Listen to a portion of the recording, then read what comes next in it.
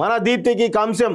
ఆ కేటగిరీలో తొలి పథకం గెలిచిన భారత అథ్లెట్గా చరిత్ర. పారా ఒలింపిక్స్లో 16కు చెందిన భారత పథకాలు అవనికి నిరాశ.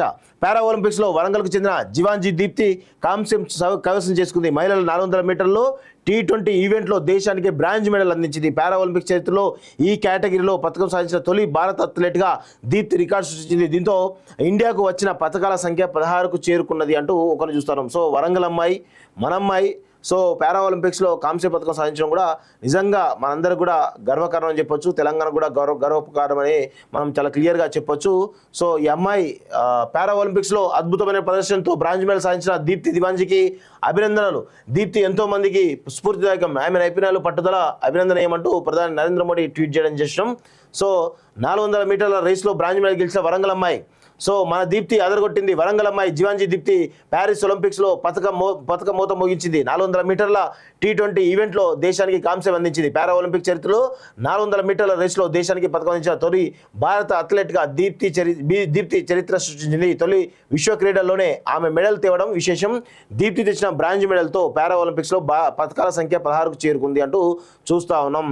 సో వరంగల్ అమ్మాయి సో తనకు అంగవైకల్యం ఉన్నప్పటికీ కూడా బాడీ సహకరించకుండా కూడా ప్లస్ పేదరికంలో మగ్గినప్పటికీ కూడా పారా ఒలింపిక్స్లో ఈరోజు 400 మీటర్ల పరుగులో పెద్ద ఎత్తున ఆమె కాంస్య పథకం మోగించడం జరిగింది. అదేవిధంగా ఈమెకు అసలు స్వర్ణమే అని చెప్పి డిసైడ్ చేశారు. ఎందుకంటే ఈమెలాగా ఎవరు ఊరుకోలేదు. కానీ కొంత ఒత్తిడితోటి ఆమె వెనకబడ్డట్టు చాలా స్పష్టంగా మనకైతే తెలుస్తోంది.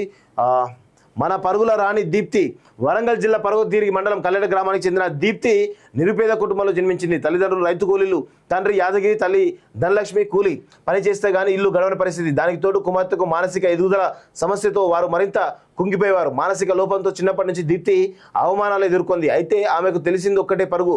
పాఠశాలలో పరుగు పందాలు రాణిస్తున్న ఆమెను స్కూల్ పీఈటీ ప్రోత్సహించాడు. దీప్తి ఆమె సమస్యను అధిగమించి జిల్లా స్థాయిలో రాణించింది. రాష్ట్ర స్థాయి అథ్లెటిక్స్లో మీట్లో ఆమె sports authority of India coach Ramesh దృష్టిలో పడడంతో ఆమె కెరీర్ మలుపు తిరిగింది. బ్యాడ్మింటన్ దిగ్గజం పుల్లెల గోపీచంద్ ఆమెకు ఆర్థిక సహకారం అందించాడు.